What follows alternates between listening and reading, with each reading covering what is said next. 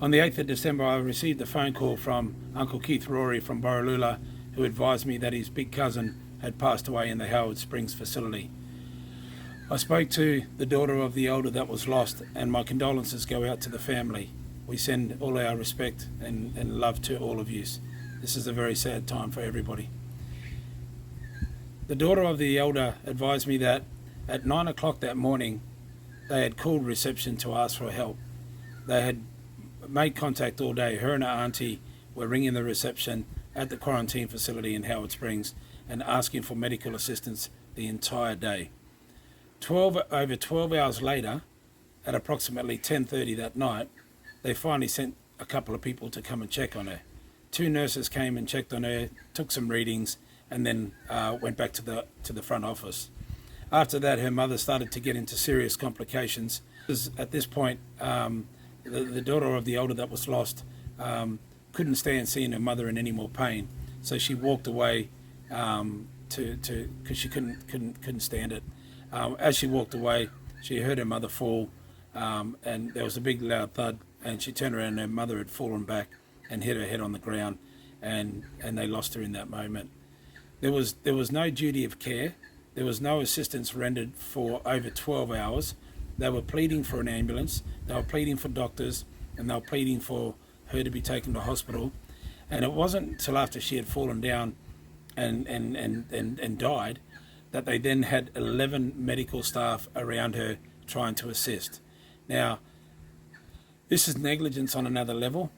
The fact that these people didn't have the right to take these people off the land.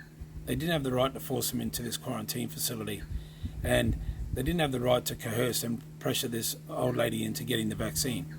She was in the facility for over the 14-day requirement. She was there for almost 3 weeks. So she shouldn't have actually been in the facility at all. Yeah, they've investigated it. She only had a heart attack, right? She didn't have the virus.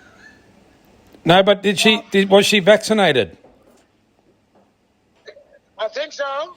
The vaccination causes heart attacks, Uncle. Well, that's the one there. That's what I'm warning everyone. That's what I'm trying to tell everyone. The vaccination causes swelling of the heart and inflammation of the heart wall, and it causes heart attacks. And thousands of people are getting myocarditis, and thousands of people are dropping with heart attacks all over the world. Yeah, well, them bosses knew it because when he started off that Tuesday morning, 7:30, he started feeling pain with his family. And the family can tell you all about it. They rang me. They tried to sing and growl and do everything to them. Quarantine them a bit. Big mob of them was there. They was just watching them, and they cried all day from that morning, 24 hours or whatever, till about 7:30 or 8 o'clock. When she clapped, then they started to run over. So they knew it. You know what I mean? So they were told. Are you telling me that they were told at 7:30 in the morning that she wasn't feeling well, and they left her all day and waited till she collapsed? Is that right? That's what I'm saying, my nephew. I'll give you this number or her number there that he left it with his adopted daughter. She'll tell you everything. They tried to ring them and tried to sing out to them over the fence. Even other mob on the other side of the fence tried to tell them, could you please ring the ambulance and please, this girl is taking fatigue. He's feeling pain from head to his heart. That's been all day till about 8 o'clock, and he clapped, heart attack. Yeah, so them bosses there, racist, and I told the clinic mobile, that's our slaughter yard. It's like we sell our own cattle overseas to the market and waited to get slaughtered. That's what quarantine up in Darwin are. Only for what you've told me about your cousin and other stuff. Can I, if I edit it, can I put the truth out there? You say that, say it, my son, because they're going to kill us. They found a place to get us up in Darwin, to move us away from my homeland. That's what they're doing. Go for it, my nephew. If anybody asks you, tell him I got this permission from my uncle Keith Roy. He's one of the leaders, one of the lawman. Yep. And he got permission from the family to sue this racist bastard. Yep. A lot of them. And I have your permission to use your voice recording from my conversations with you. Can I use that publicly? No worries, my nephew. I need it to be stopped, and I need the world or people in Australia to listen and look and understand, and let's work together. Ma, loud and clear. I will be your voice, and I will get it out to the world, and we will tell everyone what's going on. No worries, my nephew. Okay. Support from my group. Yeah, look, I just want to say I'm very sorry for your mum's loss first, eh? I'm really sorry. Yeah. I've been speaking to Uncle Keith, and he rang me and he told me to watch out for a phone number. Yeah. I was a bit busy. I'm getting stuff ready for my mom's partner. Yep. Yeah. No, you're right. I know you'll ring back whenever you're free. Yeah. All good. I'm just really sorry for your mum's loss, eh? Yeah. Yeah, this is disgusting. What's happened and how you might have been treated. Yeah. Uncle, give me a bit of a rundown. Yeah. I just wanted to ask you. It's so I don't forget. And if anybody says to me, "Did you even speak to anybody?" I can prove it. Are you okay if I record what we're saying? Yeah. Okay, because I just don't want it to be taken out of context and people say I'm lying. I want to hear it straight from you. Can you tell me in your words what happened? Now, was that mum or auntie for you? Mum. That's your mum. Yeah. Like for me, my mother, because she got me when I was a sitting up baby. Yeah. So she raised you, eh? Yeah, she raised me here, and my grandfather never ready. Oh, I'm so sorry. Bob. So that's why I was so close to them, and now mom left, and I'm still close to Freddie. Yeah. Yep. Yeah. Yep. Are you still in the quarantine center? Yeah. We are leaving on Sunday. On Sunday. How long have you been there? Well, for me, like I came up on the 15th of November, and for me, now it's like 4 or 5 weeks I've been here. Wow, they're only supposed to hold you there for 2 weeks to clear you. Yeah, and for my mum and my grandfather, they're supposed to be here for 14 days, 2 weeks.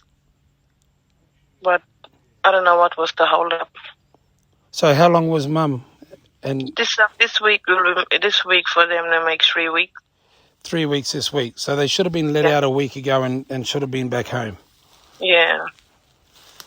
Oh, that's so disgusting. But I'll tell you my side of the story now. Please. On Tuesday, I went and seen my mom and rang for help for someone to come and see her. And I rang, but no one didn't came straight away. So I came back to my block, my room, just have a little rest. And my partners, and I said to my partner, I'm going to check my mom if she's okay and take her clothes. And the Tuesday night when I went down, I found her sitting on the bed. She was heavy breathing. And I said, Mom, you right? And she said to me, this is what she said to me, that's why I'm still a bit hurting inside. She said, you're the person I was waiting for. Me and Freddie grew you up when you was sitting up, baby. Call the ambulance now. That's why I rang the front reception, the emergency line. And I said, look, my mom needed help. I was ringing from this morning for her help, but no one didn't come. And when I rang them, they all came, but only 2 came and 2 nurses. And that was late in the afternoon? Yeah, that was that night. That night? Tuesday night. What time did you ring them in the morning? 9:10. So you're ringing from 9, 10 o'clock and you got no help until... Yeah, got no help. Until 10 and 11 at night. Till 10 or 11 at night. So nearly 12 hours. Yeah. Over 12 hours. And she's saying out to me, she called my name, Pat. They're coming, and said, yeah, they're coming, Mom, they're on their way now. And she walked from in the room outside, sitting up on the chair. She was talking to me, and Mother Andy was staying with them. And even my auntie was staying there, was ringing for help as well. So you were all calling for help and asking them Yeah. to send Yeah. medical help Yeah, me and my auntie. all day. And I rang that night, and then they came, check here over. And, and what made us here, 4 should have came, and 2 could have stayed and watched my mom, and 2 could have come back in the front office. But the 2 just walked off after the check. Mom walked off and was there, and she was sitting on a chair, and then they got worse, and they put her on the veranda, and then I walked away. I didn't want to see her in pain, suffering. I walked off, and when I walked off, I heard the big bang. She fell back and hit her head, and she had a little bit pulse. As soon as the doctor and nurse got back, she already left us. Oh. And it's probably after when my mom left, we had 10, 11 doctors around here. So you called out for help the entire day and you got no help? Yeah. Then they sent somebody over 12 hours later and they just checked her and left? And then when she collapsed and died, then they had 12 doctors get around her? Yeah, and also the policeman. And I walked up to one policeman. This is what I said to the police. Excuse me, brother, I want to know how's my mother. And the police said, oh, the doctor was there with her for a very long time. But you can get someone to sue this whole place and sue the doctor and nurse. That's what the police said to me. That's what the same night, or the next day, on Wednesday morning, I gave Keith a ring and I told him everything, what the police told me to do. So they told you to sue the facility? Yeah, they told me you can get someone to sue this place and the doctors and nurse. Yeah, what you would have preferred is for them to come and help your mum and for her to still be here. That's disgusting. I can't believe they treated you like this. Yeah, and for me it's very hard. I haven't slept from Tuesday. I haven't even had a rest daytime. And still today I'm still awake. And you're sitting in there with have you got much family around you? My grandfather, my mom's partner. That's all? Yeah, I moved him closer to me. My sister and some other family, they moved them down a bit. And we just up here with my grandfather, my partner, my sister with her daughter, and my cousin, and me with my 2 boys, and the little one with my mom and my grandfather grew up, their little grandson.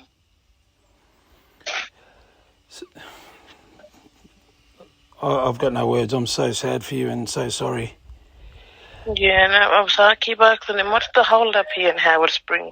We're supposed to be here only for 14 days. And you've been there for nearly 5 weeks?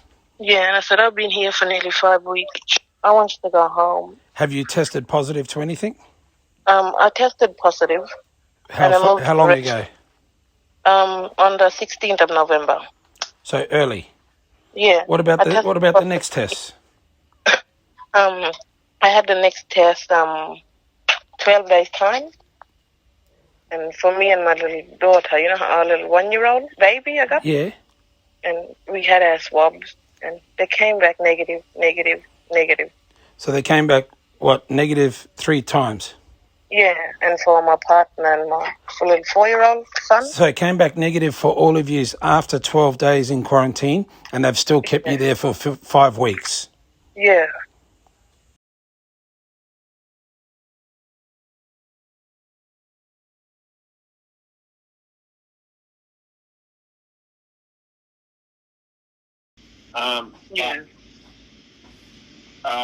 Your mother, when she went there, was she vaccinated or unvaccinated? She was vaccinated. And so why did they take her there? Because they wanted close contact to go at Howard Spring as well. Uh-huh. Oh, okay. So close contacts, even though you were vaccinated. Yeah. And when we got there, they told us, you're going to have 14 days. And I have 14 14 days was up, and they just I don't know why they would keep keeping us at Howard Springs. So they kept him there for well over the 14 days, Tony. Yeah, and nearly 4 weeks. 4 weeks? Yeah, and the food, a lot of the family couldn't eat the food. It wasn't food that they eat. They were getting sick from wearing masks and staying indoor and eating the food. And the food what they was giving us, it was cold. Mm. And instead of they put the food on the table, they just chucked them anywhere on the veranda. So how long were you in Howard Springs? 4 weeks? 4 weeks. Did you give them permission to do that? No, and we keep ringing and asking, and they wouldn't give us any update. What time we were coming back home, they wouldn't even let us know. So what do you think? So your mum was shortness of breath, right? Yeah, and she was leaning forward, leaning backward, and she was getting those pains. And when I first seen her, he was like heavy breathing. Yeah, right. And yeah, how long was it from? Do you know when your mum did get the vaccine? Couple of months before we went to Darwin at Howard Springs. A couple of months before that. Yeah, we were we had it straight away when the vaccine first came out. Oh, right, okay. And had your mum been going to doctors or complaining about shortness of breath before, or just now? No, she just started at Howard Springs. It just started at Howard Springs. Yeah. Do you know what that could have come from? Or? Well, they said she was having a cardiac that night, like a heart attack. Yeah. Yeah. But what made us worried, they just checked the mom's heart rate and pulse, and they just walked off and said they were going to get more help. Yeah. Yeah. And it was moved. My other sister and my auntie moved her off the chair and put her on the brand, and they were rubbing her arms. Right. And we were looking for help, and when Mum fell back on her back and banged her head, we ran for help. No one was at the front gate. He only had one security guard standing there. And they took you there for 2 weeks, but they kept you there for 4 weeks. Yeah, we were the first mob to get flown out from here. My mom and his partner and my other siblings. We were the first mob to get flown out, and we were the last mob to leave from Howard Springs. And the other mob that came after us at Howard Springs, they left before us and came back to Robertson. Are you They were still there. They were Pardon? Are you vaccinated? Yeah. So you're vaccinated, there was a close contact, and they still take you there for 4 weeks? Yeah. Okay. And it was stressful, for my for my mom's partner, and plus for her. She was, every time I walked to check her, she was okay. That Monday when I went, before she passed away that night, Tuesday night, I rang and I asked them for any, but they wouldn't give me any information about Mum coming home. Who did you ring? I rang the front reception area, Yeah. the office, and they wouldn't give me any information. Were you there, or were you somewhere else? I was there at Howard Springs. Are you there now? No, we came back on Sunday now on the bus. Uh-huh, okay. So you're back in Robertson? Yeah, we're back in Robertson now. And did you, when you went back to Robinson, did you tell anyone? Did you tell the police or anyone what happened? No. When they were shutting the gates at Howard Springs, and I asked the policeman, and I said, I want to know what's happening with my mother. And he said to me, they was there for a very long time, but you can get someone to sue this place. like to Howard Springs. Yeah. That's what the police said to me at Howard Springs. Oh, really?